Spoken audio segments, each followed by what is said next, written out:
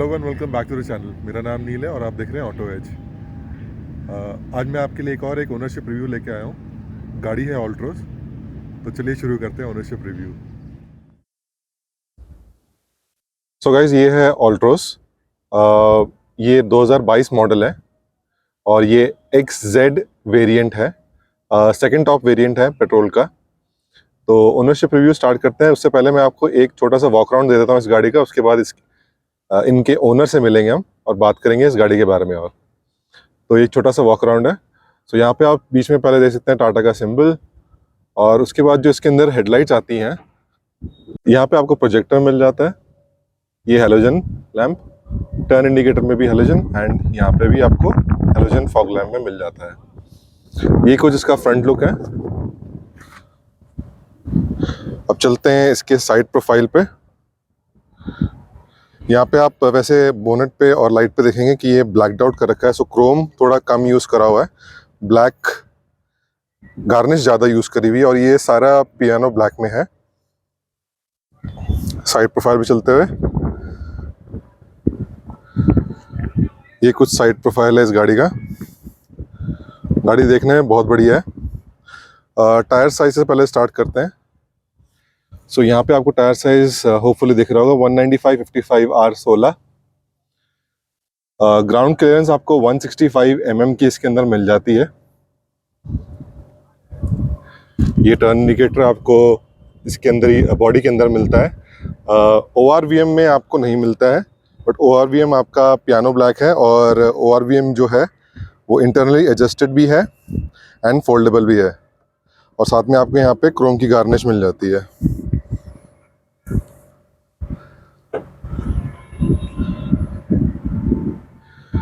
और यहाँ पे आप देख सकते हैं कि इसका B pillar and A pillar and C pillar सारे ब्लैक आउट हैं। ये ब्लैक आउट कंपनी से ही आते हैं। जो फ्यूल है इसके अंदर, जो फ्यूल है वो 37 लीटर्स की कैपेसिटी रखती है ये गाड़ी। अब इसके बैक प्रोफाइल पे आते हैं थोड़ा। बैक प्रोफाइल में यहाँ पे आप देख सकते हैं टाटा का लोगो, यहाँ पे गाड़ी का नाम ऑल्ट्रोस, और यहाँ पे आपको वाइपर, रियर वाइपर मिल जाता है with defoggers, and high mounted tail lamp मिल जाता है जिसके अंदर वॉशर फ्लूइड भी रहता है। लाइट्स जो आप इसकी बैक में देख रहे हैं वो थोड़ी सी स्मोक्ड आउट सी लगती हैं, तो बाहर से आपको करवाने की कुछ ज़रूरत नहीं पड़ती। पीछे से गाड़ी बहुत अच्छी दिखती है। सो डिक्की खोलने के लिए यहाँ पे एक रिक्वेस्ट सेंसर आता है इस टाटा के लोगों के नीचे ही, वो आपको एक बार ही प्रेस करना है और ये इसकी डिक्की खुलती है। यहाँ पे 345 लीटर्स का आपको बूट स्पेस मिल जाता है, तो सामान रखने के लिए बहुत जगह है। यहाँ पे ऊपर आपके पास पार्सल ट्रे है कुछ छोटा मोटा सामान रखने के लिए, और यहाँ पे देखेंगे तो यहाँ पे एक लैच सा दिया हुआ है जिसको पकड़ के आप आराम से बूट बंद कर सकते हैं। तो अभी इसको बंद करते हैं, चलते हैं सेकंड साइड प्रोफाइल पे। तो गाड़ी बहुत ही बढ़िया बनाई है टाटा ने, बहुत ही बढ़िया देखने में। यहाँ पे आप डोर हैंडल पे देख सकते हैं कि रिक्वेस्ट सेंसर आता है, और ये सिर्फ ड्राइवर साइड पे, को ड्राइवर साइड पे नहीं है। और इस पीछे के जो डोर्स आपको खोलने अगर होते हैं तो उसके हैंडल्स यहाँ दिए हुए हैं ऊपर। तो ये सिमिलर लाइक शेवरले बीट है जिसमें पहले ऊपर की तरफ आते थे, अब आप स्विफ्ट, मारुति स्विफ्ट में भी देख सकते हैं सेम। और ये पुश करके ऐसे खुल जाता है। डोर्स इसके सारे जो चारों हैं वो 90 डिग्रीज पे खुल जाते हैं। सो इनग्रेस एंड आउटग्रेस आपके लिए बहुत इजी हो जाता है इस गाड़ी के अंदर।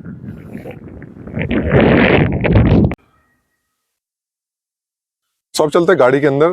तो पहले हम खोल लेते हैं डोर, और आपको मैं डोर हैंडल से ही इसका ट्रिम दिखाना स्टार्ट कर देता हूँ। सो यहाँ पे जो आप ये देख रहे हैं ये आपका लॉक एंड अनलॉक करने के लिए डोर है। इसको लॉक करने से आपके सारे चारों डोर्स लॉक हो जाएंगे। यहाँ पे आपका ORVM का कंट्रोल है लेफ्ट राइट करने के लिए, और इसको अगर एक बारी पीछे प्रेस करेंगे तो ये फोल्ड हो जाता है। ये पावर विंडो के बटन हैं। One touch up and down यहाँ पे सिर्फ ड्राइवर साइड पे है, बाकी सारे जो विंडोज़ हैं वो सारे आपको मैनुअली अप एंड डाउन करने पड़ेंगे। ये बटन बेसिकली आपके लिए बच्चों के लिए है कि जैसे बच्चे बैठे होते हैं तो अप एंड डाउन विंडोज़ करते रहते हैं, तो उसको रोकने के लिए ये बटन दिया हुआ है। यहाँ पे आपके पास एक अच्छा खासा स्पेस मिल जाता है 1 लीटर की बॉटल रखने के लिए और कुछ सामान रखने के लिए। हमने यहाँ पे कपड़ा रखा हुआ है। और एक चीज़ मैं आपको और दिखाना चाहता हूँ जो जो बहुत कम गाड़ियों में हमें मिलता है, वो है अम्ब्रेला होल्डर। यहाँ पे आप यहाँ पे निशान भी देख सकते हैं और यहाँ पे बना हुआ है, तो छोटा सा आप अम्ब्रेला यहाँ पे रख सकते हैं। और ये बेसिकली ज़्यादातर आपको हाई एंड गाड़ियों में मिलता है। सो ये एक एडेड फीचर है इसके लिए। चलते हैं हम अंदर आए। सो यहाँ से स्टार्ट करते हैं हम। पहले यहाँ पे आपको पुश, क्योंकि ये एक्जेड मॉडल है सेकंड टॉप, तो आपको स्टार्ट स्टॉप इंजन का बटन मिल जाता है। ये फॉग लैम्प का है और ये आपका आइडल स्टार्ट एंड स्टॉप का है। सो बेसिकली अगर आप रेड लाइट पे खड़े हैं तो आपको अगर ये एक बार इसको ऑन कर देंगे तो आपकी गाड़ी ऑन ऑफ होती रहेगी इन आइडल पे रख। नीचे आपको ये बटन मिल जाता है आपका इंजन ब्रेक खोलने के लिए। अब हम बंद करते हैं पहले दरवाज़ा। ओके, तो अब हम गाड़ी के अंदर हैं। पहले मैं इसको जरा ऑन करूँ तो थोड़ी धूप ज़्यादा है, इसको एक्सेसरीज मोड पे ले आते हैं हम। 1 पुश करने पे एंड विदाउट क्लच दबाने पे ये एक्सेसरीज मोड पे आ जाएगी। ये आ गई। हम ऑन ही कर लेते हैं, इसी भी ऑन कर लेंगे थोड़ा सा। पहले स्टीयरिंग सीधा करते हैं। अरे रुकिए साहब। ओके, सो यहाँ पे पहले आप मीटर में देख लीजिए। यहाँ पे आपको आरपीएम मीटर मिल जाता है और आपको यहाँ पे एक टैकोमीटर, स्पीड मीटर मिल जाता है। यहाँ पे आपको जो एमआईडी है उसमें इंफॉर्मेशन, आपका टाइम डिस्प्ले हो रहा है, फ्यूल कितना है गाड़ी के अंदर वो डिस्प्ले हो रहा है, एवरेज क्या दे रही है गाड़ी, एंड इंस्टेंट फ्यूल इकोनॉमी क्या है। जो ये नीचे है ये इंस्टेंट फ्यूल इकोनॉमी दिखाता है आपको, यहाँ पे कितना किलोमीटर चल चुकी है और गाड़ी कितनी ठंडी है या गर्म है। यहाँ पे आप इसके मोड्स चेंज कर सकते हैं, ट्रिप ए एंड बी कर सकते हैं। यहाँ पे कितने के डिस्टेंस टू एम्प्टी आपको दिखा देगा, right, and instant fuel economy. और यहाँ से आप इसको सेट कर सकते हैं। इसको वापस छोड़ देते हैं जिस पे था और अब आते हैं स्टीयरिंग पे। पहले या स्टीयरिंग से पहले मैं आपको यहाँ दिखा देता हूँ। सो यहाँ पे आपको ये, क्योंकि ये एक्जेड मॉडल है, तो यहाँ पे जो आपको ऑटो हेडलाइट की फीचर मिल जाता है आपको यहाँ पे। और ऑटो हेडलाइट को ऑन करने के लिए ये हमेशा वैसे ऑटो पे रहेगा, अगर उसको ऑफ करना है तो आप ऑफ कर लीजिए। एंड ये आपके इंडिकेटर का भी काम करता है ये लीवर। एंड आपका जो फॉग लैंप है उसकी सॉरी जो है हेडलाइट है उसको अलाइन करने के लिए ये इसके डायल्स दिए हुए हैं। लेफ्ट में जो आपका वाइपर की सेटिंग के लिए आ जाता है। सो वाइपर भी जो है उसमें रेन सेंसिंग वाइपर आता है यहाँ पे। यहाँ पे ये ऑटो पे है तो अभी ये रेन सेंसिंग पे ही है, और बाकी आप इसको अपने सहूलियत के हिसाब से इसको चला सकते हैं। स्टीयरिंग पे आते हैं। स्टीयरिंग जो है यहाँ पे आपको डी कट का स्टीयरिंग मिल जाता है, जिसमें आपको बहुत सारे बटन्स मिल जाते हैं। ये बटन्स यहाँ पे लेफ्ट राइट, ये आपका ट्रैक चेंज करने के लिए, वॉल्यूम, और ये आपका सोर्स बटन है जिससे आपका ब्लूटूथ म्यूज़िक भी चलेगा आपका फ़ोन से। जैसे आपका फ़ोन कनेक्टेड होगा तो ब्लूटूथ से आप अपने गाने भी चला सकते हैं। यहाँ पे आपका कॉल पिक करने का, ड्रॉप करने का, म्यूट करने का, एंड वॉइस कमांड भी आप यहाँ से दे सकते हैं। बीच में आपका एयर बैग आ गया। इधर आपके सारे क्रूज़ कंट्रोल के फंक्शन हैं, स्टार्ट करने के लिए, उसके बाद सेट करने के लिए, अगर उसको री एंगेज करना है वो, और ये आपका क्रूज़ कंट्रोल अगर कैंसिल करना है आपको। तो आते हैं बीच में यहाँ पे इंफोटेनमेंट सिस्टम पे। तो यहाँ पे ये आपको 7 इंच का इंफोटेनमेंट सिस्टम मिल जाता है बाय हरमन, एंड ये Android auto and Apple CarPlay दोनों सपोर्ट करता है यहाँ पे। नीचे आपको एसी वेंट्स मिल जाते हैं और नीचे आपको ये ऑटोमेटिक क्लाइमेटाइजर मिल जाता है, उसके ये बटन्स हैं। सो एसी ऑन करने के लिए, रीसेगुलेशन ऑफ करने के लिए, और यहाँ पे आपको ये अगर ये रियर डिफॉगर के लिए, ये आपका फ्रंट डिफॉगर है। और अगर आपको अपने पैरों पे हवा डालनी है वैसे फ़ैन की स्पीड आप इससे कंट्रोल कर सकते हैं। और ये बेसिकली नॉब आपका टेम्परेचर सेट करने के लिए होता है, हॉट एंड कोल्ड के लिए। नीचे हमें मिल जाता है एक USB का सपोर्ट, USB-A का सपोर्ट। ये आपका बेसिकली जो एंड्रॉयड ऑटो और एप्पल कारप्ले के लिए होता है, और इसी से ये वायरलेस नहीं है, ये वायर्ड है, तो ये उसी से चलेगा आपका। यहाँ पे 12 वोल्ट का सॉकेट मिल जाता है आपको। नीचे यहाँ पे आपको थोड़ी जगह मिल जाती है सामान वामान रखने के लिए, तो यहाँ पे आप अपना फ़ोन या कुछ सामान रख सकते हैं। मैनुअल गाड़ी है तो यहाँ पे आपको 5 गियर का नॉब मिल जाता है, और ये जो है ये आपका बेसिकली इको बटन है।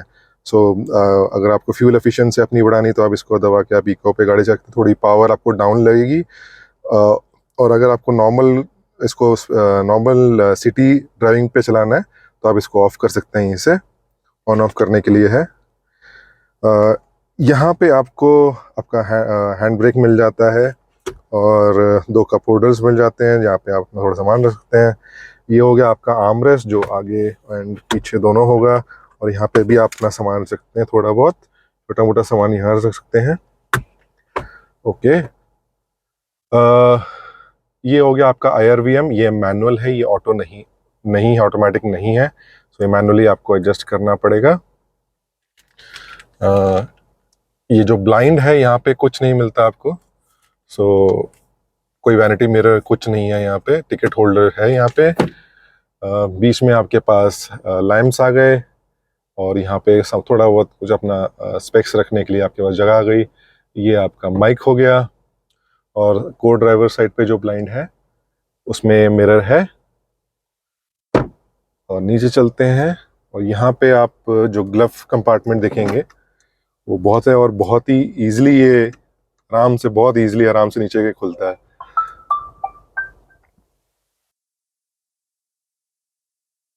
तो ये कंपार्टमेंट आप देख सकते हैं काफ़ी गहरा है ये अंदर, और बहुत ही ज़्यादा सामान आप रख सकते हैं। ऊपर नीचे 2 बेसिकली कंपार्टमेंट हैं, और इधर भी आपको 2 कप होल्डर रखने का ऑप्शन रहता है, बट कितना टिकेंगे वो पता नहीं। और ये कूल्ड ग्लव बॉक्स है, और अंदर आप लाइट भी देख सकते हैं, कूल्ड ग्लव बॉक्स है ये, राइट। और यहाँ पे जो डैशबोर्ड है बेसिकली टाटा का या ऑल्ट्रोस का, ये सारा हार्ड प्लास्टिक है, कोई सॉफ्ट प्लास्टिक नहीं है, ये सारा हार्ड प्लास्टिक है। अच्छा, मैं एक चीज़ बताना भूल गया कि इसके अंदर एम्बियंट लाइटिंग भी आती है। सो रात में आप जब ये रात में जब हम गाड़ी चलाते हैं और इसको जब लाइट्स पे डालते हैं, तो यहाँ पे एक ब्लू कलर की लाइट यहाँ पूरे इस एरिया में इधर ऑन हो जाएगी, नीचे प्लस नीचे आपको फुट रेस्ट या सॉरी। सो यहाँ पे जो आप देख रहे हैं यहाँ पे भी आपको एम्बियंट लाइटिंग मिल जाती है रात के टाइम, और इधर भी आपको को पैसेंजर के पास भी इधर थोड़ी एम्बियंट लाइटिंग रहती है ब्लू कलर की। सो लाइटिंग्स चेंज नहीं होती हैं, सो वो ब्लूइश ही रहती है, लाइट ब्लूइश आप कह सकते हैं। अब मैं आपको थोड़ा सा इसका इंटीरियर दिखा देता हूँ पहले। सो ये कुछ इंटीरियर है टाटा का।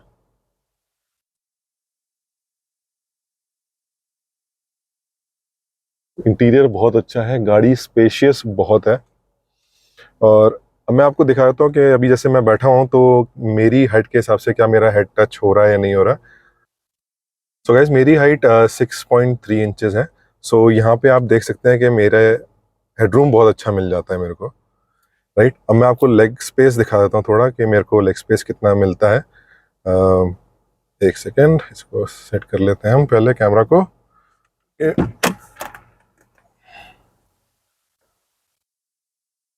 सो यहाँ पे जो थाई सपोर्ट है वो काफ़ी अच्छा खासा थाई सपोर्ट मिल जाता है। इतनी हाइट होने के बावजूद ही मेरे को थाई सपोर्ट अच्छा खासा मिल रहा है। सो गाड़ी स्पेशियस बहुत है। एंड सेकेंड ऑफ ऑल मैं ये भी कहना चाहूँगा कि इस गाड़ी के अंदर आपको जो सीटिंग्स मिलती हैं ये बेसिकली ये कुशनी बहुत है, बहुत कुशनिंग है इस गाड़ी के अंदर। तो गाड़ी में सपोर्ट बहुत अच्छा मिलता है, और आप जब बैठते हैं तो इसमें आप फिक्स होकर बैठते हैं, क्योंकि बकेट सीट्स तो हैं बट इनका लिटरली कुशनिंग बहुत अच्छा है। और जहाँ तक रहेगी स्टेयरिंग बहुत ज़्यादा लाइट है। बहुत मतलब light in the sense in a good way light है। और बेसिकली जब आप इसको थोड़ा सा हाई स्पीड्स पे लेके जाते हैं तो ये आपका स्टेयरिंग, क्योंकि इलेक्ट्रॉनिक पावर स्टेयरिंग मिलता है आपको इसके अंदर।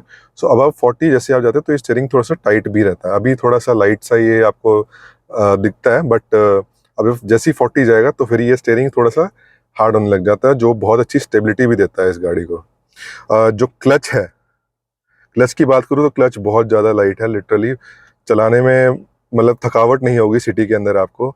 गियर बॉक्स जो अच्छा है वो बहुत अच्छा मैनेजिंग है। दो ये 3 सिलेंडर इंजन है, बट जो अगर आप देखेंगे 3 सिलेंडर के हिसाब से गियर नॉब बिल्कुल नहीं हिल रहा है, बिल्कुल स्टेबल है। और गियर डालने में कोई दिक्कत नहीं है, बहुत आराम से डलता है। मैं 2 उंगली से भी इसको आराम से कर सकता हूँ। देखिए पुश, इतना सॉफ्ट है। So hats off to Tata for delivering such a good product. अब चलते हैं हम पीछे, और मैं आपको पीछे से गाड़ी मतलब मैंने जो फ्रंट सीट है मैंने अपने हिसाब से इसको सेट करी हुई है। अब पीछे चलते हैं और मैं आपको पीछे दिखाता हूँ कि इस गाड़ी के अंदर पीछे कितनी कैपेसिटी है और सीटिंग पोजीशन कैसा रहेगा, कितना सपोर्ट मिल रहा है। तो चलिए पीछे चलते हैं।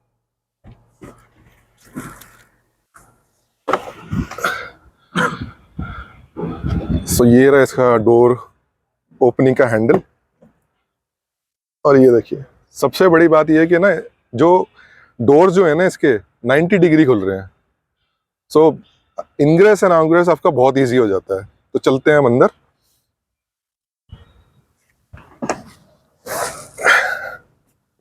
अब ये आप देख सकते हैं यहाँ पे स्पेसिंग बहुत है अभी भी। और मैं आपको पहले अपना हेड रूम दिखा देता हूँ। पीछे बैठा हूँ मगर मेरे पास अभी भी ठीक है, मैं बिल्कुल साइड में बैठा हूँ। अगर मैं थोड़ा सा और कंफर्टेबल कर लूँ अपने आप को सर रेस्ट करके, तो यहाँ पे मेरे पास इनफ एम्पल स्पेस है हेडरूम के लिए। अब थाई सपोर्ट मैं आपको दिखाता हूँ थोड़ा।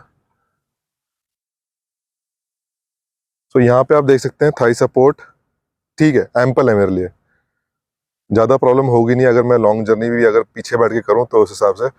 और ये तब है जब मैंने सीट अपने हिसाब से सेट करी हुई है आगे। अगर कोई छोटी हाइट का बैठा हो तो उस तब मेरे को स्पेसिंग और ज़्यादा मिल जाएगी।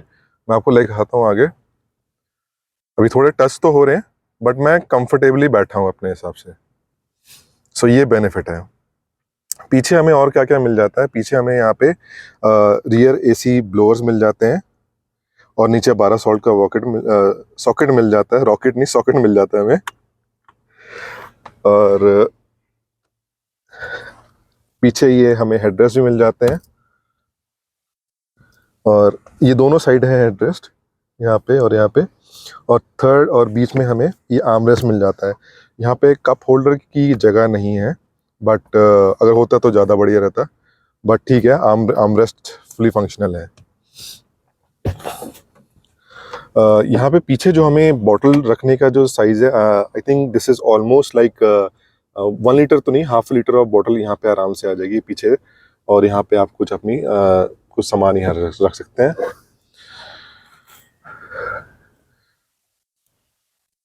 और पीछे कोई लाइटिंग नहीं है, आप देख सकते हैं लाइटिंग सिर्फ आगे है। थोड़ा एक लाइटिंग अगर यहाँ पीछे कहीं दे देते तो वो ज़्यादा बढ़िया रहता, ताकि पीछे वालों के लिए भी लाइटिंग बन जाती, बट है नहीं। और जो यहाँ पे जो सीट बेल्ट का जो ऑप्शन है मैं आपको दिखाना भूल गया आगे। यहाँ पे जो सीट बेल्ट है ये आप एडजस्ट कर सकते हैं इसको अपने हिसाब से फ्रंट में। इससे ये एडजस्ट हो जाता है ऊपर नीचे। ये मैं अगर ऐसे पुल करूँ तो ये ऊपर नीचे आप इसको थोड़ा सेट कर सकते हैं। और पीछे में आपको आइसोफिक्स मिल जाते हैं, यहाँ पे आप देख सकते हैं। मैं ट्राई करता हूँ, ये आइसोफिक्स यहाँ पे आपको दिख जाएंगे। यहाँ पे आप आपके बच्चे की सेफ्टी के लिए फुल टाटा ने ध्यान रखा है। और सेफ्टी की बात हम कर ही रहे हैं, तो ऑब्वियसली ये गाड़ी 5 स्टार रेटेड कार है। सेफ्टी तो आपको इसके अंदर भरपूर मिलने वाली है, उसकी तो कोई दो राय है ही नहीं। तो अब चलते हैं बाहर।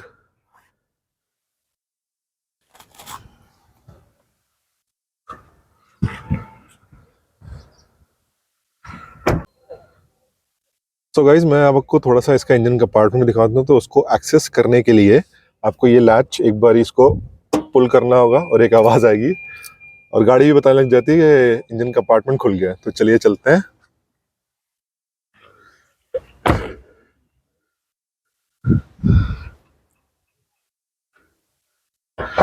यहाँ से ये ऐसे ये खुल जाएगा। हम इसको अड़ा देते हैं थोड़ा सा।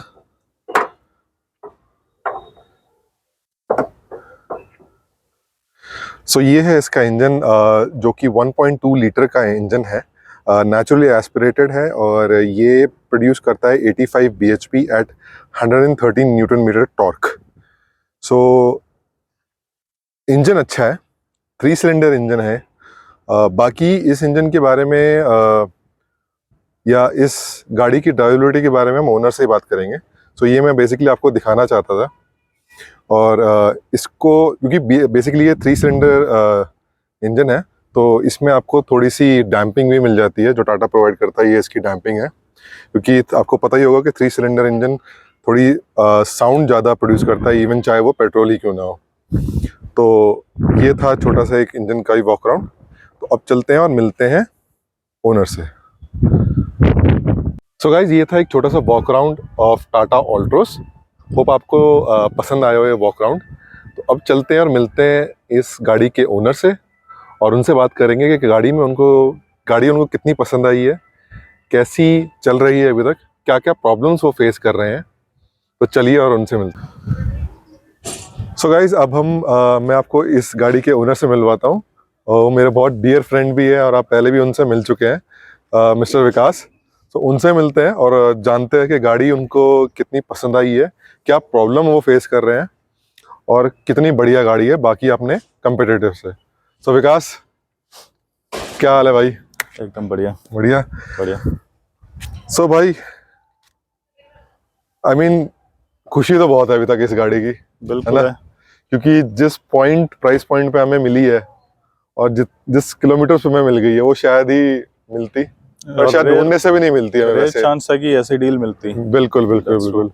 सो व्यूअर्स, मैं थोड़ा सा बता देता हूँ। ये मैंने आपको लास्ट वीडियो में, अगर आपने देखी होगी इसी की वीडियो, तो उसमें मैंने बताया था कि हमने गाड़ी ये स्पिनी से ली थी। और विकास बताएंगे हमने कितने की ली थी। विकास, सो हमने ये गाड़ी 7,74,000 की ली थी। हाँ, और 2022 फरवरी 2022 बिल्कुल बिल्कुल।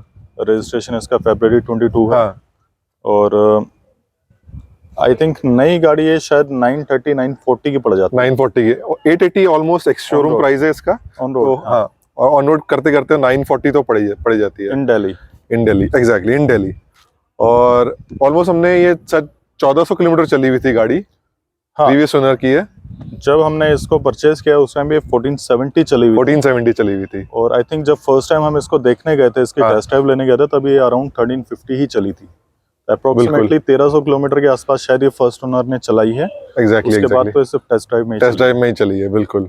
सो ये बहुत स्वीट डील थी जो हमें मिल गई थी स्पिनी से। ज़्यादा स्पिनी पे बात नहीं कर सकते क्योंकि ये स्पॉन्सर्ड वीडियो नहीं है उनसे। सो हम गाड़ी पे वापस आते हैं, गाड़ी की बात करते हैं। सो विकास, कितनी चल चुकी है अब तब से 1300-1400 किलोमीटर के बाद ये? सो आई थिंक मैंने इसको अभी अप्रोक्सीमेटली 4050 मैंने इसको चला दिया है। 4050 अप्रोक्सीमेटली 2500-2600 किलोमीटर मैं इसको चला चुका हूँ। हाँ। और जितनी मुझे पता है विकास की ड्राइविंग वो ज़्यादातर हाईवे पे ही चलाता है। तो विकास, कितनी एवरेज दे रही है हाईवे पे और सिटी पे? सो मेरा जो रेशियो है हाईवे और सिटी का, वो इट्स लाइक 60-40 के आसपास का रहेगा। हाईवे पे इसकी एवरेज बहुत अच्छी है, अप्रोक्सीमेटली 21-22 बहुत इजीली निकाल देती है। अच्छा, बहुत आराम से निकालती है। और क्योंकि मैं ज़्यादातर इसका क्रूज यूज करता हूँ तो इसलिए भी मेरी एवरेज ज़्यादा निकल के आती है। ये तो है तो क्रूज यूज करने पे एवरेज ज़्यादा निकल के आ रही होगी। तो 22 अप्रोक्सीमेटली मेरी निकल जाती है on MID। In real I guess अगर थोड़ा बहुत प्लस माइनस भी होगा तो 20 के आसपास मेरी एवरेज ये दे रही है, which is quite good। और इन सिटी ज़्यादा नहीं है। अगर बम्पर टू बम्पर ट्रैफिक है तो उसमें अप्रोक्सीमेटली 10 के आसपास ही मैं कहूँगा ज़्यादा से ज़्यादा एवरेज देती है, 10-11। ओके। और अगर नॉर्मल ट्रैफिक है तो 13-14 के आसपास इजीली दे देती है। सो ऑन एन एवरेज अगर लेके भी चले तो बम्पर टू बम्पर हो और मिक्स सिनेरियो हो, सो ऑलमोस्ट 12-13 तो दे ही रही होगी एट अ नॉर्मल। हाँ, राइट। तो ठीक है, वो थोड़ा पेन पॉइंट ही बन जाता है पेट्रोल के हिसाब से। Yes। क्योंकि प्राइसेस ज़्यादा चल रहे हैं तो इन सिटी में तो थोड़ा सा महंगी पड़ जाती है। वैसे हाईवे पे तो ये पूरे पैसे वसूल देती है पूरी गाड़ी। तो विकास, पहले पॉजिटिव्स की बात कर लेते हैं। पॉजिटिव की लिस्ट मेरे ख्याल से ज़्यादा, नेगेटिव मैंने जितनी चलाई है और जितनी मेरी अंडरस्टैंडिंग है ऑल्ट्रोस की, मुझे नेगेटिव कम ही लगते हैं। बट विकास से जानेंगे क्योंकि ओनर से जानना ज़्यादा ज़रूरी होता है। तो पहले positive Vikas. Well, I totally agree with your point कि इसके पॉजिटिव्स ज़्यादा हैं as compare to negatives. Positives में मैं कहूँगा एक तो इसकी लुक्स बहुत अच्छी हैं। Exactly I personally really like this car on the ground of looks. Actually आगे से और पीछे से बहुत शानदार बिल्कुल। दिखती है। हाँ देन इसकी ड्राइवेबिलिटी बहुत अच्छी है, इसका कंट्रोल Exactly. बहुत अच्छा है हाईवे पे। एग्जैक्टली आई थिंक वो अगर मैं इसके कंपटीशन में बात करूं, इस प्राइस सेगमेंट में बात करूं, वो और किसी गाड़ी में नहीं आता है। हाँ। मैंने और भी गाड़ियां चलाई हैं, दूसरी जो प्रीमियम हैचबैक्स हैं वो भी चलाई हैं मैंने, बट इसके जितनी ड्राइविंग डायनामिक्स जो कंफर्टेबिलिटी है वो किसी गाड़ी में नहीं है। सो वो एक प्लस पॉइंट है इसका। प्लस इसकी जो सीटिंग है वो बहुत हाँ। अच्छी है, सिटिंग यस सिटिंग बहुत बहुत कंफर्टेबल है इसकी। कंफर्टेबल बहुत है एग्जैक्टली। सो सीटिंग इसकी तो वैसे बहुत ही अच्छी है, क्योंकि जितनी कुशनिंग आई थिंक टाटा दे रहा है उस हिसाब से तो कोई नहीं दे रहा है। ना i20 ना Hyundai ना Baleno या मारुति कोई नहीं दे रहा है।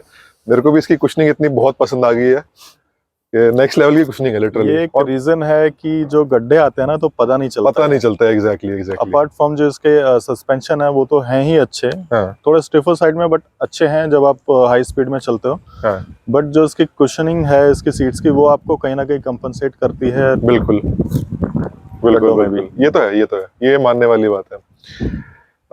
स्टीयरिंग और क्लच की बात करें ये भी मुझे नेक्स्ट लेवल लगे हैं। इतना मतलब इलेक्ट्रिक स्टीयरिंग किसी गाड़ी में हो तो वैसी ही थोड़ी ज़्यादा कंफर्टेबल हो जाती है, क्योंकि इजी हैंडलिंग हो जाती है। बट इसका मुझे लगा कि ये इतना प्रॉपर रिस्पॉन्सिव है ना कि आप जब थोड़ा सा मोड़ना स्टार्ट करते हो ना तो गाड़ी उस हिसाब से मुड़ना स्टार्ट कर जाती है, एंड थोड़ी जब स्पीड पिकअप करने लगते हैं तो उतना स्टिफर भी रहता है। अब आप मेरी बात को यहाँ से रिलेट कर पाएंगे। मैंने 10 साल फिगो डीजल गाड़ी चलाई है, हाँ और फोर्ड की गाड़ियों का जो स्टीयरिंग रेस्पॉन्स होता है बहुत लाजवाब होता है। एग्जैक्टली। तो मैं फोर्ड से मैंने टाटा पे स्विच किया है, तो आप समझ जाओ कि अगर मैं इसको रेट करूं तो मैं ये कहूंगा कि 19-20 ही है फोर्ड के कंपैरिजन में। उससे डाउन नहीं कहूंगा, डाउन नहीं है, बट उसकी टक्कर का ही कहूंगा। टक्कर गई हो। और पेट्रोल गाड़ी होती है। फोर्ड फीगो जो विकास के पास पहले थी वो थी डीजल, और उसका जो स्टीयरिंग था वो हाइड्रोलिक था। सो आप समझ सकते हैं कि वो ये हाइड्रोलिक से इलेक्ट्रिक पे है तो एक एडवांटेज तो हो ही जाता है। बट विकास का ये भी कहना है कि जो उनकी फोर्ड फीगो थी उसका भी स्टीयरिंग का रिस्पॉन्स इतना अच्छा था as compare to this. Clutch भी, स्टीयरिंग भी इसका बहुत लाइट है। जब आप सिटी में आप कम्यूट करोगे तो इसका स्टीयरिंग अल्ट्रा लाइट है। हाँ जैसे आप 40+ स्पीड पे जाओगे तो एकदम से उसमें वेट आ जाता है, जो कि आपको एक कॉन्फिडेंस भी देता है। बिल्कुल तो एक हाथ से आप कोशिश करोगे, अगर हाईवे पे अगर आप 80 की स्पीड पे चल रहे हो तो एक हाथ से थोड़ा मुश्किल पड़ता है उसको हिलाना भी, वो इतना स्टिफ हो जाता है।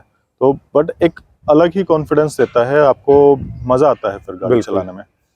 देन जो क्लच है, इसका क्लच भी मैंने एक्सपेक्ट नहीं किया था टू बी ऑनेस्ट। टाटा की गाड़ियों में इतना लाइट क्लच, इनफैक्ट अल्ट्रोज और पंच दोनों में ही इतना अल्ट्रा लाइट क्लच दे रखा है इन्होंने कि आपको फील ही नहीं होता। मैं डीजल गाड़ी से मैंने पेट्रोल पे स्विच किया है, तो मेरे लिए तो यार इट्स लाइक हेवन कि इतना लाइट यूज कर रहा हूँ कि मेरे को सिटी ट्रैफिक में भी इतनी दिक्कत नहीं होती है। और इसी वजह से I think bumper to bumper traffic भी हो ना तो भी इतना फर्क नहीं पड़ता है। एग्जैक्टली। वरना लिटरली लोग सोचते हैं कि यार क्लच से बचने के लिए हम ऑटोमेटिक पे चले जाते हैं। हाँ। मगर इतना लाइट और इतना बेस्ट क्लच दिया है कि आप मैनुअल गाड़ी में ही ऐश कर सकते हैं। बिल्कुल। सो विकास, और प्लस पॉइंट इसके क्या लगते हैं? प्लस ही प्लस है यार सारे। इसका जो स्पेस है, स्पेस यूटिलाइजेशन आप देखोगे, केबिन स्पेस बहुत शानदार है, बहुत शानदार आप आराम से 5 लोग बैठ के जा सकते हो। बिल्कुल बिल्कुल। हाँ, मेरे जैसे ही बंदा बैठ गया अगर 6 फुट 3 का, आपके जैसा तो बंदा भी आराम से बैठ जाता है। 6'3" और 6 फीट के जो 2 बंदे हैं वो इजीली आगे पीछे आराम से कंफर्टेबली बैठ सकते हैं। बिल्कुल। और 5 लोगों के लिए मैं कहता हूँ कि इट्स ओके, आप आराम से कंफर्टेबली जा सकते हो। बट बीच में अगर कोई हेल्दी आदमी होगा तो पीछे की सीट पे 3 लोग थोड़े से मुश्किल बैठेंगे, क्योंकि एक हैचबैक में एक नॉर्मल सी बात है, दिक्कत होती है 3 लोगों को बैठाने में। बट एक मेरे जैसे बंदे हैं, हल्के रेगुलर साइज हो तो फिर तो आराम से 3 बंदे बैठ सकते हैं। बिल्कुल कोई प्रॉब्लम नहीं है। ठीक है। देन अगर पॉजिटिव्स की और बात करें तो इसमें आई थिंक सारे ही फीचर फीचर्स आपके आ जाते हैं, आपके क्रूज कंट्रोल आ जाता है, ऑटोमेटिक क्लाइमेट कंट्रोल आ जाता बिल्कुल है, बिल्कुल टच स्क्रीन आ जाता है, उसमें आपका एंड्रॉयड ऑटो आ जाता है जो कि बहुत अच्छा काम बहुत अच्छा करता है। काम करता है। पीछे हैंड रेस्ट भी दिया हुआ है, बिल्कुल। बीच की सीट में आगे भी हैंड रेस्ट है, और कुछ बचता ही नहीं है यार, और क्या ये तो चाहिए। है। और सबसे बड़ी बात आई थिंक जो इसका यूएसपी है, ये टाटा का यूएसपी है, सेफ्टी। वेल उसके तो हम मतलब उसकी उसकी मतलब क्या बात करें ये उसके। एक प्राइमरी रीजन था कि मैं टाटा अल्ट्रोज पे गया एक्चुअली। हाँ हाँ ये पॉइंट सबसे पहले आना चाहिए था, बट ये इतना कॉमन हो गया एक्चुअली, टाटा की और महिंद्रा की गाड़ियों पे कोई बात नहीं करता अब सेफ्टी की। बिल्कुल क्योंकि बिल्कुल। मेरा एक सबसे पहला प्राइमरी रीजन ही यही था गाड़ी लेने के टाइम पे कि सेफ्टी के साथ सेफ्टी, कोई यस, कॉम्प्रोमाइज नहीं। Exactly exactly. That's why I choose Tata on बिल्कुल, अदर काउंटर पार्ट्स। ये तो है, बिल्कुल मानना पड़ेगा।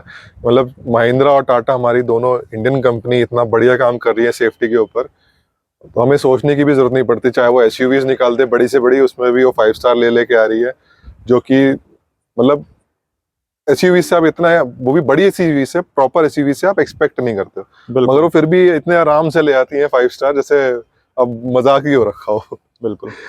ठीक है, तो विकास पॉजिटिव तो हो गए बहुत सारे। एक रह गया, हाँ जी, बहुत सारे Please. लोग इसकी हेडलाइट के बारे में बात करते हैं। ओके। सो ये एग्जैक्ट मॉडल है, और इसमें जो है आपके प्रोजेक्टर हेडलैम्प्स आ जाते हैं, आई थिंक, जो कि सफिशिएंट है। मेरी मोस्टली हाईवे पे रन होता है, हाँ, तो मैं एक बेटर तरीके से बता सकता हूँ कि इसकी हेडलाइट कैसी परफॉर्म करती है। Okay. मुझे लगता है कि काफ़ी डिसेंट इसकी हेडलाइट है, उसका थ्रो काफ़ी अच्छा है, ठीक है, हाई बीम और लो बीम दोनों पे ही काफ़ी डिसेंट है। मुझे कोई प्रॉब्लम नहीं होती है। बिल्कुल। मेरी फोर्ड फिगो में थोड़ी सी मुझे प्रॉब्लम थी हाँ, हेडलाइट को लेके, बट इसमें काफ़ी बेटर है उससे। और हाँ, फोर्ड दिक्कत फिगो नहीं फिर होती है। पुरानी भी उतनी होगी, 10 साल पुरानी आपने पूरे चलाए हैं उसको, तो ऑब्वियसली ठीक है। तो एक चीज मैं पूछना चाहूंगा, इसका जो मोस्टली कहते हैं लोग कि जो इसका जो एंड्रॉयड ऑटो है वो थोड़ा स्लो है रिस्पॉन्स में, और जितना मैंने इसको फील करा है, स्लो है, मतलब इतना भी स्लो नहीं है कि आप मतलब वेट कर रहे हो या कुछ सेकंड आप वेट कर रहे हो, स्वाइप करने पे वो चल तो रहा है। तो क्या ये चीज फेस करी है अभी तक? बस बहुत सारे लोग, मैंने मोस्टली यूट्यूबर्स की वीडियो देखी है, सब के सब यही कहते हैं कि इसका थोड़ा सा लैगी है, लैगी वर्ड यूज करते हैं। आई एग्री, थोड़ा सा हल्का सा लैगी है, हाँ, बट इतना नहीं है कि आपको इतना ज्यादा फील हो। बहुत उसमें मिली सेकेंड्स का लैग होता है, विच इज ओके। इतना आपका नॉर्मल फोन में भी होता एग्जैक्टली है। एग्जैक्टली। ऐसा नहीं है कि आपका, बट वो आपका एंड्रॉयड ऑटो में नहीं है, वो आपका इंफोटेनमेंट सिस्टम ही है, सिस्टम जो में है। जिसमें थोड़ा सा हाँ, स्लो है एक तरीके से। ठीक है, बट इतना प्रॉब्लम नहीं होता है उससे, इतना प्रॉब्लम क्योंकि आप गाड़ी चलाते टाइम उसको टच नहीं एग्जैक्टली करते हो बार-बार। एग्जैक्टली। तो आप एक ही बारी उसको सेट कर देते हो जब भी हाँ, आपकी डेस्टिनेशन है, उसके बाद आप हार्डली कितना टच करेंगे।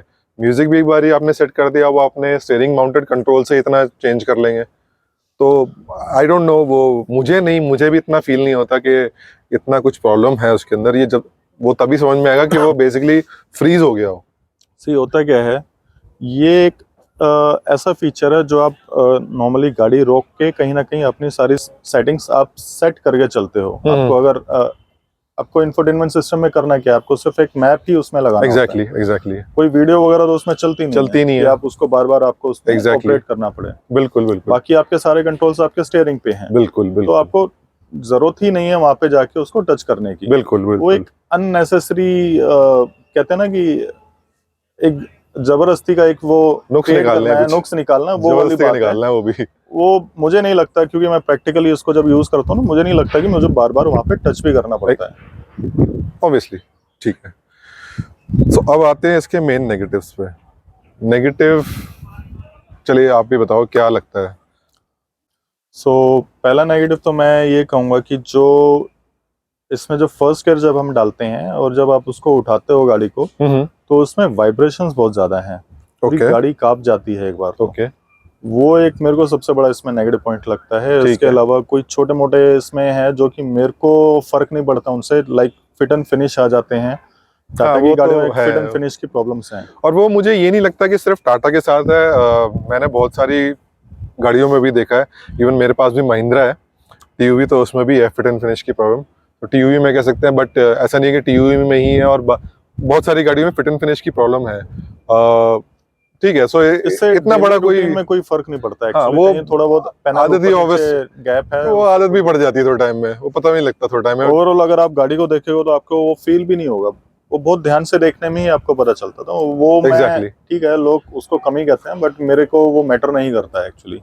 एग्जैक्टली ठीक है। दूसरा इंजन की बात करें, क्योंकि ये 3 सिलेंडर इंजन है, तो नॉइज लेवल तो थोड़ी बहुत आती होगी इसके अंदर, इन रूम दैट्स में। ट्रू। थोड़ा सा इंजन में इसका ग्रंट है, बिल्कुल है, और थोड़ा सा नॉइसी उसकी वजह से फील होता है आपको। एग्जैक्टली। तो वैसे मैं बहुत लाइट फुट उसको चलाता हूँ, तो हाँ। मैं उसको ओवर रैप नहीं करता हूँ, तो मेरे लिए इतना नहीं है। बट स्टिल कभी कभी अगर करना पड़े, लाइक ओवरटेकिंग सिचुएशन में करना पड़े, तो पता चलता है कि हाँ, इंजन में ग्रंट है। बिल्कुल वो आप कंपनसेट कर सकते हो, आप म्यूजिक वगैरह चला के, वो आपको पता भी नहीं चलेगा। बिल्कुल म्यूजिक बिल्कुल चल रहा होगा बिल्कुल। और वैसे भी 3 सिलेंडर इंजन है, तो आपको बेसिकली वो दिया भी इसलिए जाता है क्योंकि ज्यादा फ्यूल एफिशिएंट हो जाता है बेसिकली। तो ठीक है, उतना वो ग्रंटीनेस देख लेंगे, क्योंकि तेल के प्राइसेस बहुत ज्यादा, तो हम ग्रंट इतना झेल लेंगे। सी टाटा की गाड़ियों में 3 सिलेंडर इंजन दिया ही इसलिए जाता है ताकि वो एक ओवरऑल जो गाड़ी है वो वेट भी मेंटेन कर सकें। आपको शायद पता होगा 3 सिलेंडर इंजन 4 सिलेंडर इंजन के कंपैरिजन में अप्रोक्सीमेटली 33% लाइटर होते हैं इन वेट। तो टाटा की गाड़ी में इटसेल्फ इतना वेट होता है कि वो कहीं ना कहीं तो उसको कंपनसेट करेंगे, सो दैट आपकी जो परफॉर्मेंस है प्लस आपकी जो एवरेज है, ओवरऑल जो आपका एक्सपीरियंस है वो इंक्रीज हो सके। दैट्स व्हाई 3 सिलेंडर इंजन कहीं ना कहीं आपको कॉम्प्रोमाइज करना पड़ता है, जो कि it's okay for me. Exactly. और हमारी नीड, आई थिंक विकास की नीड के हिसाब से 3 सिलेंडर इज सफिशिएंट इनफ। अगर विकास को ज्यादा परफॉर्मेंस ओरिएंटेड गाड़ी लेनी होती तो वो शायद इसके आई टर्बो पे जा सकते थे। और अब तो ऑटो एक्सपो में हमने देख लिया कि इसका रेसर एडिशन भी आ रहा है, जो ऑलमोस्ट compete करता है i20 N लाइन से। राइट। सो हाँ, ऑब्वियसली अगर जो ज़्यादा एंथुजियास्ट है भगाने में, तो उनके लिए ये छोड़ के आप आई टर्बो पे जा सकते हैं। नहीं तो अब जो इनका डी से भी आ रहा है, वो भी एक थोड़ा अच्छा ऑप्शन है, बहुत शानदार ऑप्शन है वो भी। राइट। क्योंकि उसमें आपको गियर शिफ्टिंग का ऑलमोस्ट नेग्लिजिबल है कि आपको पता लगता है कि गियर शिफ्टिंग हो रही है। ऑब्वियसली पता लगेगा, बट इतना नहीं पता लगता है। डीसी एएमटी के हिसाब से अलग है वो, बिल्कुल। एक ऐसा है गियरबॉक्स, इन्होंने इतना शानदार गियरबॉक्स बनाया है कि आपको कहीं ना कहीं फील ही नहीं होगा कि आप जब एक ऑटोमेटिक गाड़ी चलाते हैं आपको जर्क फील ही नहीं होगा। हाँ, जर्क या लैग जो होता है गियर डलने का। और सबसे अच्छी बात यह है कि वो मेड इन इंडिया है। मेड इन इंडिया, इन्होंने अपना खुद का उसको डेवलप किया है, अपना प्रोडक्शन के लिए डीसीटी के कंपैरिजन में। डीसीटी जो बोला जाता है आज के टाइम में एक सबसे बेटर आपका ऑटोमेटिक ट्रांसमिशन है, तो उसके कंपैरिजन में इन्होंने डीसी बहुत अच्छा निकाला है। और अगर जिसको ऑटोमेटिक पे जाना है, वहां पे इसमें एक जो मैं नेगेटिव इसका बता रहा हूँ, जो फर्स्ट गियर में जो वाइब्रेशन है, जो आपका एक एक्सपीरियंस थोड़ा सा खराब करता है, वो वहां पे कंपनसेट कर देता है। डीसी में बिल्कुल भी आपको फर्स्ट गियर में वाइब्रेशंस नहीं मिलेंगी। एग्जैक्टली। तो जिसको अगर प्रॉब्लम है इस चीज से, तो एक बार जाए शोरूम और एक बार ट्राई करके जरूर देखे, आपको पसंद आएगा। बिल्कुल। और उसका भी प्राइस रेंज काफी अच्छा है, सो अंडर 10 लाख का ही पड़ जाता है वो शोरूम प्राइस भी उसका। तो वो भी एक बहुत अच्छा ऑप्शन बन जाता है जिनको थोड़ा सा भगाने का शौक है गाड़ी का। और कुछ नेगेटिव विकास इस गाड़ी के बारे में? सिटी में थोड़ा सा इसके जो कंपैरिजन में जो दूसरी कार्स हैं उसके कंपैरिजन में थोड़ी सी माइलेज इसकी कम है सिटी में, वो एक नेगेटिव कह सकते हैं। बाकी तो कुछ खास इसमें मुझे नेगेटिव नहीं लगता है। जो वो सिटी के माइलेज में थोड़ा जो कंपनसेशन आपको करना पड़ता है, वो आपको सेफ्टी में मिल जाता है। एग्जैक्टली। वहाँ सेफ्टी पूरी आपको मिल जाती है। So, बिल्कुल ठीक है। अच्छा, एक जो ये भी मैंने थोड़ा देखा है, यूट्यूब पे ही देखा ऑलमोस्ट, लोग कहते हैं कि इसके जो स्पीकर्स हैं वो इतने बढ़िया नहीं हैं जो कि हरमन के होते हैं। ऐसा कुछ फील हुआ? मैं ये नहीं कहूँगा कि बढ़िया नहीं है, बहुत अच्छे हैं, बट थोड़ा सा उनमें कहीं ना कहीं बेस की कमी है, जो मुझे फील होता है। हाँ। जो मेरे पास जो पहले गाड़ी थी उसमें जो स्टॉक स्पीकर आते थे वो इनसे बेटर थे। बिल्कुल। मैं फोर्ड फिगो डीजल की बात कर रहा हूँ, बिल्कुल 2013 मॉडल है, 2012 मॉडल है इनफैक्ट, उसके मैं बात कर रहा हूँ। उसमें जो स्टॉक स्पीकर आते थे वो उसमें इनसे बेटर बेस होता था। बिल्कुल। तो बाकी हरमन की क्वालिटी काफ़ी अच्छी है, उसमें कोई शिकायत नहीं है, कोई शिकायत नहीं है। बट थोड़ा सा बेस की कमी है। बेस की, हाँ ये तो है, थोड़ा हमको दमदम सुनने की ज्यादा आवाज है, एग्जैक्टली। आदत हो गई है तो इसलिए थोड़ा सा लगता है।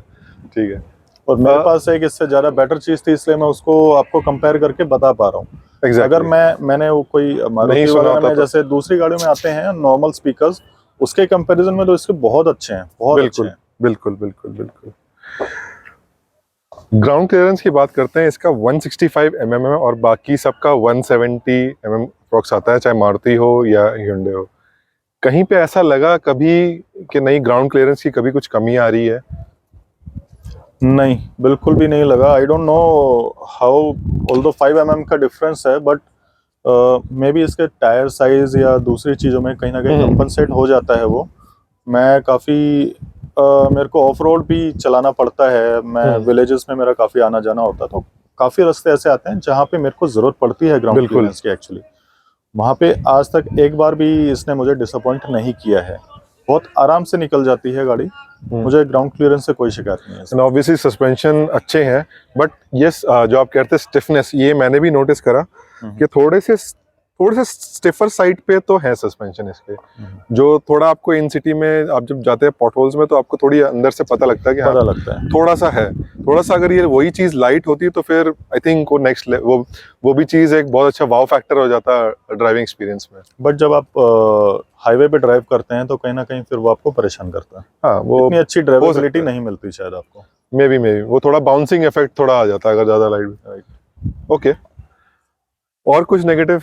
क्योंकि मेरे को नेगेटिव निकालना बड़ा मुश्किल हो रहा है इस गाड़ी के अंदर। नेगेटिव नहीं है, एक जो इसका जो बैक साइड है वहाँ पे आई डोंट नो, जिनके पास ऑल्ट्रोज है वो रिलेट कर पाएंगे। हाँ उस पे डस्ट बहुत ज्यादा इकट्ठा होता है, आई डोंट नो उसके डिजाइन की वजह से है, क्योंकि Okay. इसका जो रियर मिरर है वो पूरा थोड़ा सा ऐसे है, वहाँ पे डस्ट इकट्ठा होता है। प्लस उसका जो बम्पर जो ऐसे है, हाँ। वहाँ पे बहुत ज्यादा डस्ट जो हम्प है इकट्ठा एक्चुअली, होता है, जो हम्प है, हाँ वहाँ पे बहुत ज्यादा डस्ट इसका हाँ डस्ट बहुत, एक्यूमुलेट हो जाता और है। ये तो I एक्चुअली don't know हम why। ये एक्चुअली विकास इसलिए भी करे क्योंकि वीडियो बनाने से पहले गाड़ी साफ कर रहे थे हम लोग तो वो देखा यार कि थोड़ी सी धूल आई है और वो लिटरली लुक गई है, बाकी हमें गाड़ी पे इतना साफ नहीं करना पड़ा। आप पीछे देख सकते हो पूरा खाली मैदान है, तो आप जब गाड़ी लेके आ रहे थे तो धूल उड़ रही थी पीछे, जब हम आके रुके हैं तो पीछे पूरा धूल धूली थी और रुकी हुई डस्ट थी पूरी वापस रुक के हमें पूरी साफ करनी पड़ी गाड़ी यार। ये तो है, ये तो है। सो सर्विस एक्सपीरियंस अभी कुछ है नहीं, अभी कुछ नहीं है, बट बहुत जल्दी होगा। बहुत जल्दी होगा। आई थिंक 10-12 दिन में इसकी सर्विस मुझे करानी है। बिल्कुल, थर्ड बिल्कुल। सर्विस इसकी होगी अभी। एक सर्विस मैंने इसकी कराई है लेने के बाद, जो कि इसकी फर्स्ट या सेकंड इकट्ठी ही हो गई वो। हाँ 1500 किलोमीटर पे मैंने कराई थी। सो अब थर्ड सर्विस मैं कराने वाला हूँ इसकी, उसके बाद मैं ज्यादा बेटर आपको बता पाऊंगा कि मेरा कैसा सर्विस एक्सपीरियंस रहा। और अभी हम उस पर कुछ ज्यादा कमेंट नहीं कर सकते हैं क्योंकि सबके मिक्स्ड फीलिंग्स रहती है, किसी के साथ किसी का अच्छा एक्सपीरियंस रहता है टाटा के साथ सर्विस इन रिलेटेड, किसी का खराब एक्सपीरियंस रहता है। सो ट्राई करेंगे कि जब ये गाड़ी सर्विस के लिए जाए तो हम वहाँ पे सर्विस एडवाइज़र से या वहाँ से अप्रूवल ले पाएँ कि हम वहाँ पे एक वीडियो बना सकें और देखें कि एक्चुअली में कैसा सर्विस एक्सपीरियंस रहा है हमारा। ठीक है विकास, सो आई थिंक पॉजिटिव वही है, मतलब दिमाग में वही आता है कि पॉजिटिव इतने ना, नेगेटिव कहाँ से निकाले। वो या तो ये है कि बस जबरदस्ती निकालने वाली बात हो गई तो अलग बात है, बाकी नेगेटिव तो लिटरली कुछ है नहीं। और गाड़ी लिटरली देखने में बहुत बढ़िया है, चलाने में बहुत बढ़िया है, और बाकी तो ठीक है, देखते हैं और जब तक ये साथ रहेगी कैसा कैसा और एक्सपीरियंस देती है, क्योंकि अभी तो ये विकास की जर्नी स्टार्ट ही हुई है इस गाड़ी के साथ। आगे भी आई थिंक थोड़ी जब और ज़्यादा चल जाएगी और फिर एक वीडियो बना के हम तब एक अच्छा रिव्यू दे पाएंगे विकास के। अब after I think approx driving 20,000-30,000 कैसी अब ये चल रही है। बिल्कुल ठीक है। सो विकास, टू सम अप, अब ये गाड़ी किसको रेकमेंड आप करना चाहोगे या कौन ले ही है एक्चुअली में गाड़ी? जो लोग डेली कम्यूटर हैं, जिनको या फिर जिनको अपनी फैमिली के लिए लेना है, हाँ। उनके लिए एक परफेक्ट गाड़ी है लेने के लिए। जो ड्राइविंग एंथुसियास्ट है जिनको सिर्फ भगाना है गाड़ी, ये उनके लिए नहीं है। उनके लिए नहीं है। तो वो अपना कुछ और ऑप्शन देखें, मे बी रेसर एडिशन या दूसरे एनलाइन पे जाएं, वो एक बेटर ऑप्शन है। पोलो आती थी, पोलो अब बंद हो चुकी है unfortunately, but Ford free style भी आती थी, वो भी बहुत अच्छी गाड़ी थी, बिल्कुल, वो भी बिल्कुल। बंद हो चुकी है। फोर्ड तो को बंद नहीं होना चाहिए था। बंद नहीं होना चाहिए था। कोई नहीं। Was really good. तो जो डेली कम्यूटर हैं और आराम से चलाने वाले हैं, या फिर अपनी फैमिली के लिए लेना चाहते हैं, जिनके माइंड में सेफ्टी इज द प्रायोरिटी, वो आंख बंद करके इस गाड़ी पे जाएं, बिल्कुल। कोई दिक्कत नहीं है। बिल्कुल बिल्कुल बिल्कुल। सो गाइज, ये था एक छोटा सा ओनरशिप एक्सपीरियंस विकास के साथ। तो विकास, थैंक यू सो मच भाई टाइम निकालने के लिए यार। You welcome. फिर मिलेंगे, और अब तो सर्विस पे ही लेके जाएंगे इसको, जरूर। तब फिर अपने व्यूअर्स को दिखाएंगे कि कैसा हमारा एक्सपीरियंस रहा। सो गाइज, ये था एक छोटा सा ownership review of Tata Altroz. Hope you do like this video.